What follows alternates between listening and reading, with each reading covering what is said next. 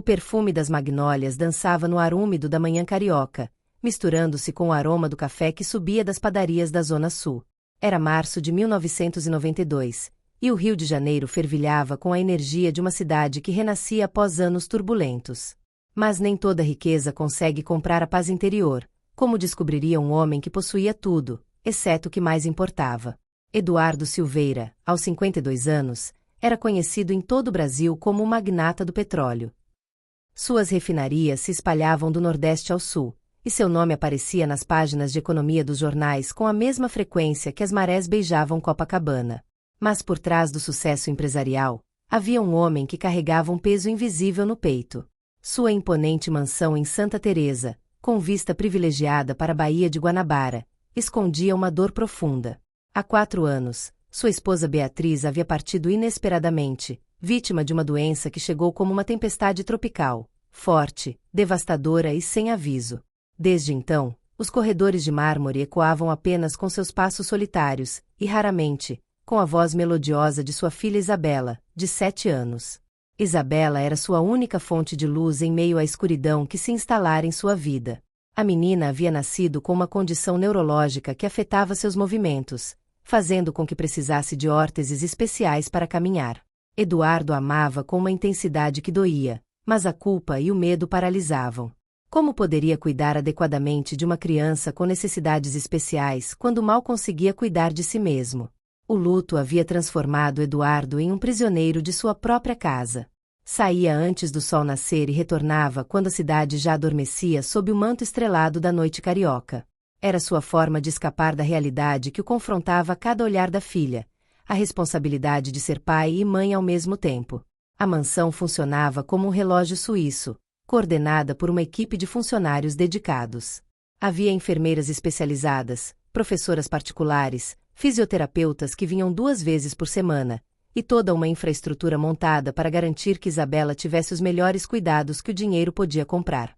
Mas entre todos esses profissionais, havia uma mulher que se destacava pela simplicidade. Maria Antônia Santos, de 29 anos, havia chegado do interior de Minas Gerais 6 meses antes, contratada inicialmente para ajudar nas tarefas domésticas. Trazia consigo o sotaque carinhoso do interior e mãos calejadas que contavam histórias de uma vida dedicada ao trabalho árduo. Maria Antônia tinha algo especial que nem ela mesma percebia completamente.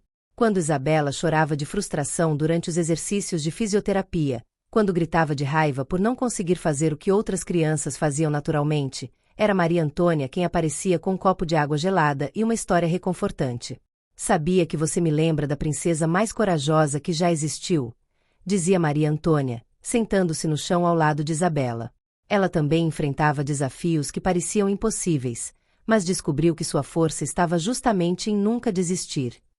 Essas conversas sempre terminavam com Isabela sorrindo e perguntando: Tia Maria, você vai me contar mais da história amanhã? Eduardo mal notava essas interações. Para ele, Maria Antônia era apenas mais uma funcionária na longa lista de pessoas que trabalhavam em sua casa. Não sabia que ela passava suas horas de folga pesquisando na biblioteca local sobre condições neurológicas infantis, ou que havia aprendido técnicas especiais de exercícios observando os fisioterapeutas e adaptando-os para parecerem brincadeiras. O que Eduardo também não sabia era que Maria Antônia entendia profundamente a luta de Isabela.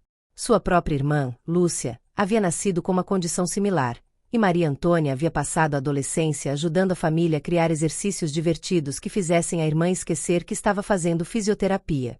O segredo, Maria Antônia costumava pensar enquanto observava Isabela se esforçar com os exercícios, é transformar cada desafio em uma aventura.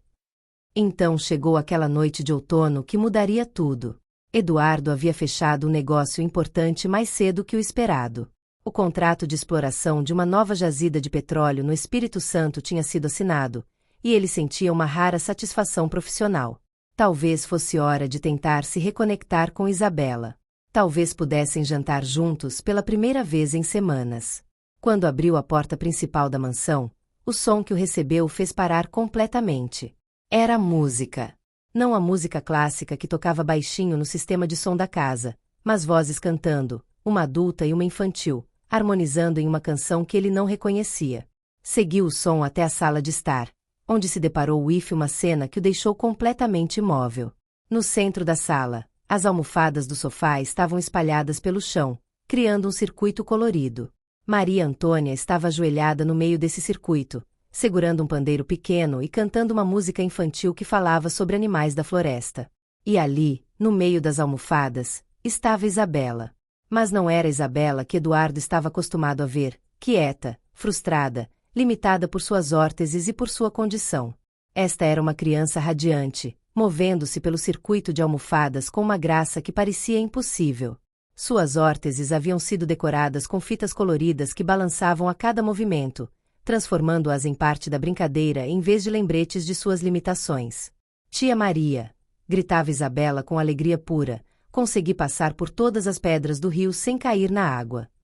Sabia que você conseguiria, minha pequena exploradora, respondia Maria Antônia, batendo palmas. Agora vamos tentar o caminho da montanha? Eduardo observou, hipnotizado, enquanto Isabela aceitava o novo desafio. Maria Antônia havia criado diferentes níveis de dificuldade usando as almofadas, e cada um tinha um nome fantástico que transformava o exercício em uma aventura épica. Quando Isabela viu o pai parado na porta, seu rosto se iluminou ainda mais. Papai! Você chegou cedo! Exclamou, tentando correr até ele e quase tropeçando na pressa. Maria Antônia rapidamente se levantou para ajudá-la, mas Isabela já havia recuperado o equilíbrio sozinha. Olha só o que aprendi, papai! Consigo andar no caminho das nuvens sem segurar em nada. Eduardo sentiu o peito apertar. Quando tinha sido a última vez que havia visto sua filha tão viva, tão cheia de energia e confiança? Maria Antônia, percebendo a presença do patrão, rapidamente começou a recolher as almofadas, suas bochechas corando de constrangimento. Senhor Silveira, peço desculpas. Não sabia que o senhor havia chegado. Eu estava apenas... Isabela queria brincar e... Deixe as almofadas onde estão, disse Eduardo com uma voz que ele mesmo não reconheceu, suave, curiosa. Isabela, me mostra esse caminho das nuvens. Os olhos da menina brilharam como estrelas. Durante os próximos 15 minutos, Eduardo assistiu sua filha demonstrar uma série de exercícios que ela claramente dominava. Cada movimento que antes parecia impossível agora fluía naturalmente, como se as limitações físicas tivessem se transformado em apenas mais um elemento da brincadeira. Maria Antônia, disse Eduardo depois que Isabela foi se trocar para o jantar, há quanto tempo vocês fazem essas atividades? Cerca de 5 meses, senhor, respondeu ela nervosamente. Sempre nas minhas horas livres, é claro. Nunca interferi com meu trabalho regular. E onde você aprendeu esses métodos? Maria Antônia hesitou antes de responder. Minha irmã mais nova, Lúcia, nasceu com uma condição neurológica similar à de Isabela.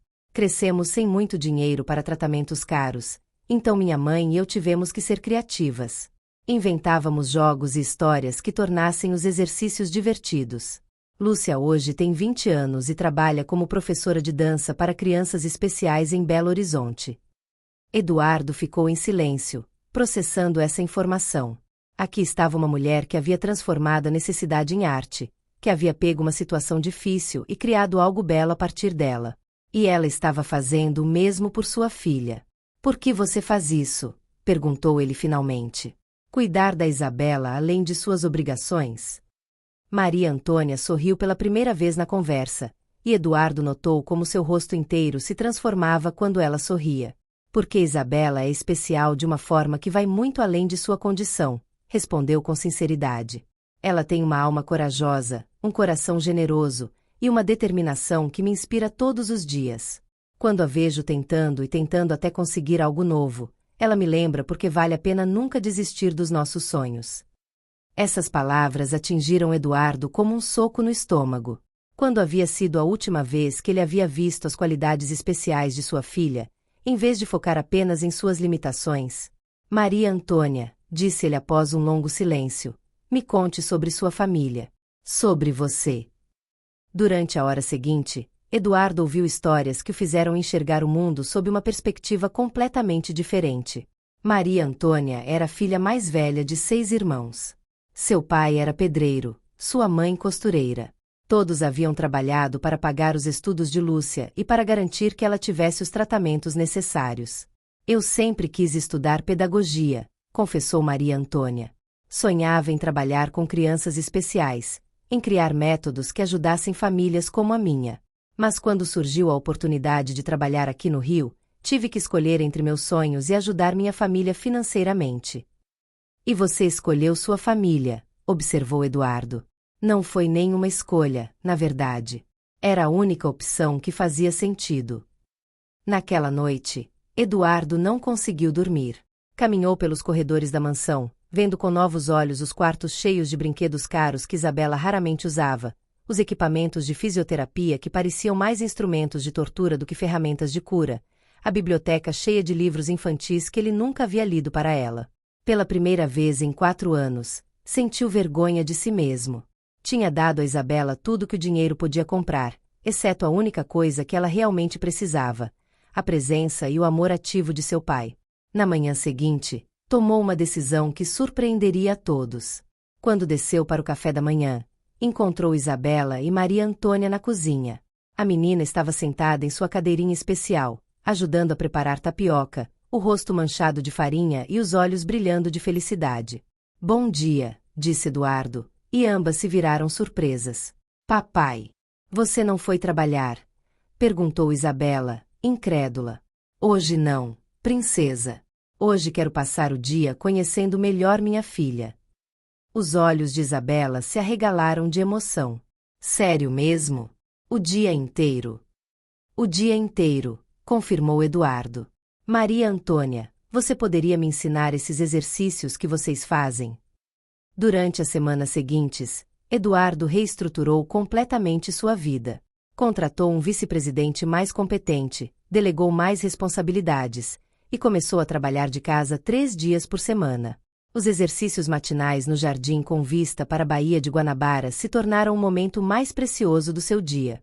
Maria Antônia havia criado um verdadeiro parque de diversões terapêutico no jardim. Usava cordas, cones coloridos, trampolins pequenos e até uma piscina inflável para criar circuitos que pareciam mais aventuras do que exercícios médicos. Hoje vamos atravessar a Ponte do Arco-Íris, anunciava Maria Antônia, apontando para uma série de cones coloridos. A princesa Isabela precisa passar por cada cor cantando uma música diferente. Isabela se concentrava intensamente, equilibrando-se com suas órteses decoradas enquanto cantava canções que Maria Antônia havia ensinado.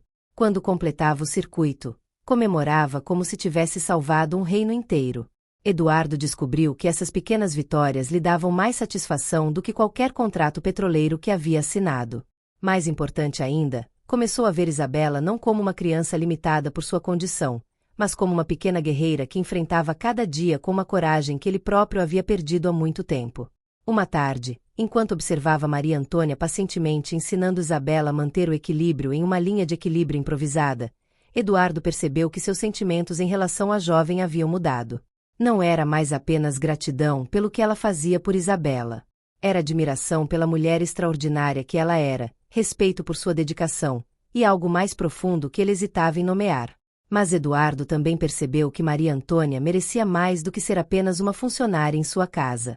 Merecia a chance de realizar seus próprios sonhos.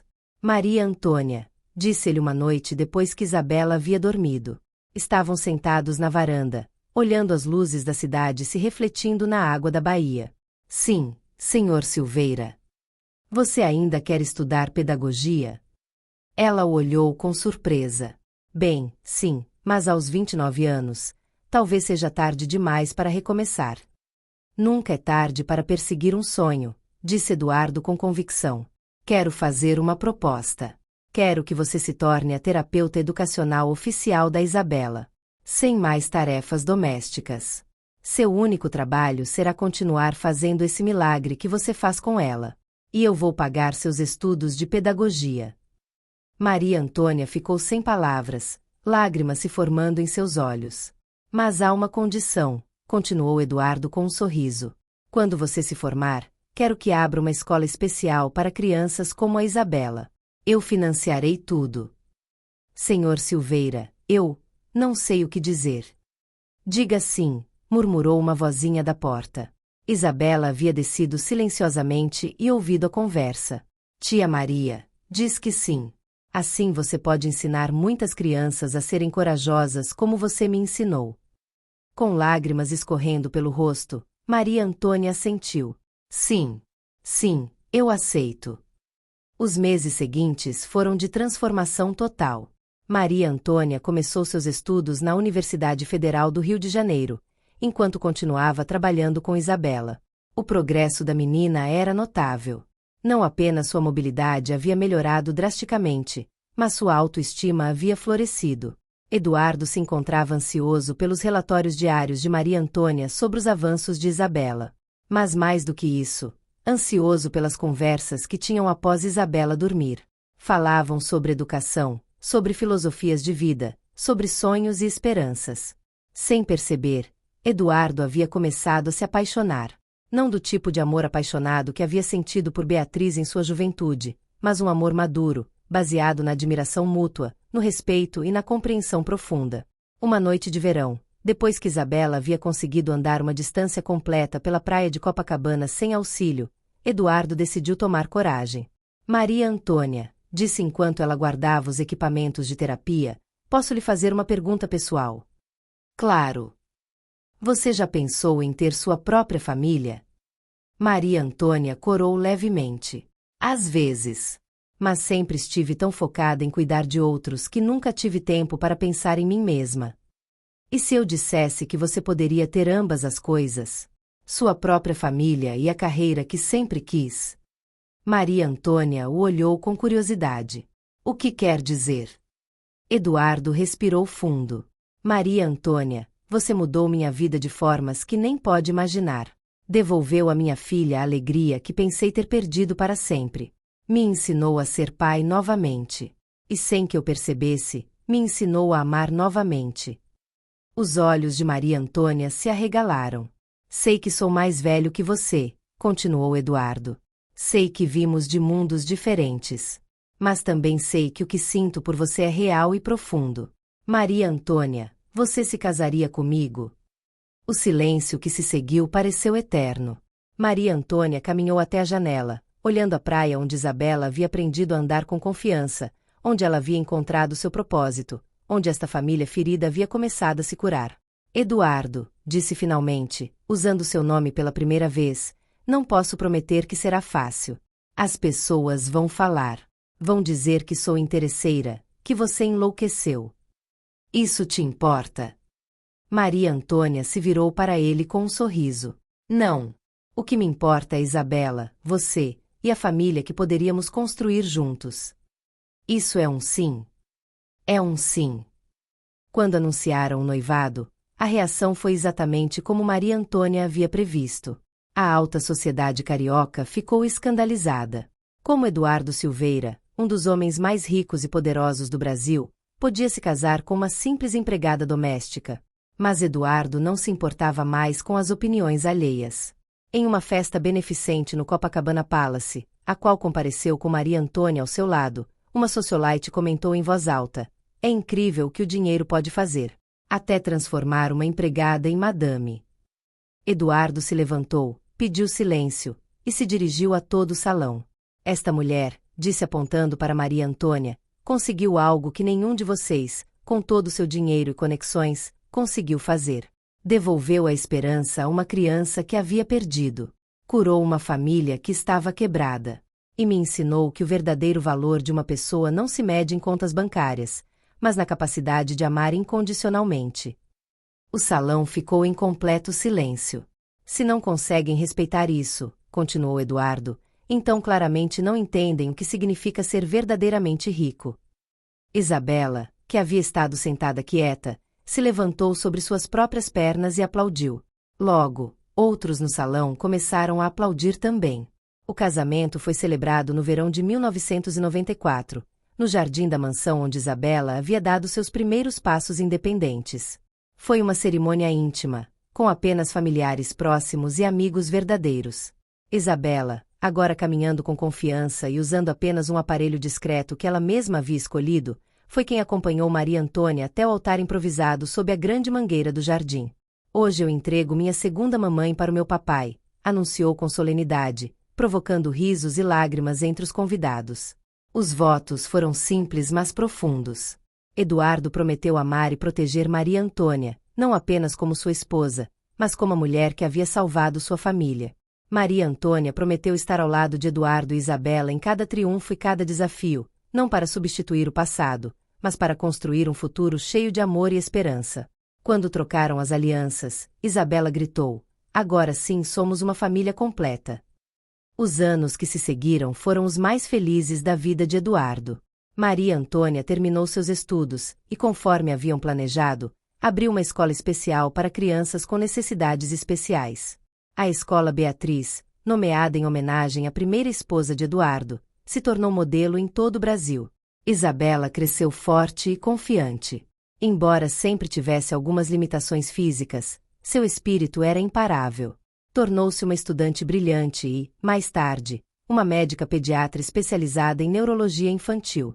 Maria Antônia e Eduardo tiveram mais 2 filhos, um menino chamado Gabriel e uma menina chamada Lúcia, em homenagem à irmã de Maria Antônia. A mansão que um dia havia sido silenciosa e fria agora transbordava de risos, conversas e amor. Nas noites tranquilas, quando as crianças estavam dormindo, Eduardo e Maria Antônia se sentavam no mesmo lugar onde ele havia testemunhado o milagre que mudou sua vida. Lembravam daquela noite de outono quando o destino decidiu que era hora de curar 2 corações feridos. "Você já se arrependeu?" Eduardo perguntava às vezes. "Do quê?" respondia Maria Antônia. "De ter aberto mão de uma vida mais simples por este mundo complicado." Maria Antônia sorria e pegava sua mão. "Eduardo, eu não abri mão de nada. Encontrei tudo o que sempre havia procurado sem saber." E assim, em uma mansão do Rio de Janeiro que havia conhecido tanto dor quanto alegria, uma família havia aprendido que o amor verdadeiro não conhece classes sociais, que a cura às vezes vem de onde menos esperamos, e que os maiores milagres muitas vezes vêm em pacotes pequenos. No riso de uma criança, na paciência de uma mulher humilde, e na coragem de um homem para abrir seu coração mais uma vez. A história de Eduardo, Maria Antônia e Isabela se tornou lenda no Rio de Janeiro. Não pela riqueza ou poder, mas por demonstrar que as famílias mais fortes não se constroem com dinheiro, mas com amor, paciência e a vontade inabalável de nunca desistir dos desafios da vida. E a cada verão, quando as magnólias floresciam no jardim, a família se reunia sob a grande mangueira para lembrar do momento em que suas vidas se transformaram para sempre, e para agradecer pelo milagre de ter encontrado o amor onde menos esperavam.